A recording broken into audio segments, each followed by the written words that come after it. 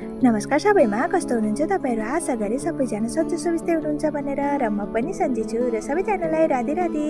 र आज चाहिँ के भिडियो लिएर आइयो सुनिताले भनेर सोच्दै हुनुहुन्छ भने चाहिँ आजको भिडियो माघे संक्रान्तिको र माघे संक्रान्तिमा चाहिँ मैले तिलको लड्डु बनाएको भिडियो हालेको छु र यहाँ हेर्दै जानु होला मैले कसरी बनाए। सुरुमा चाहिँ मैले पानी बसाले, पानीमा गुड पगालेर चाहिँ मैले चालेर फेरि गुडलाई पकाए मजाले र यता तिल निपन्न पनि गुडबाट गरेर मैले थालमा हाले र त्यहाँनेरि गुड हालेर चाहिँ मुसमास गरेर यसरी दुई हातले चाहिँ मैले लड्डु बटारेर रेडी गरे यसरी। र म गए मन्दिरको मिटिङमा र गाइस हाम्रो चाहिँ गाउँमा मन्दिर कम्प्लिट भइसकेको छ र अझै काम त छ तर भित्र चाहिँ हाम्रो कम्प्लिट गरेर यसपालि हामी भगवानलाई प्राण प्रतिष्ठा गर्नेछौँ र तपाईहरु सबैजनालाई निमन्त्रणा छ, अवश्य आउनु होला।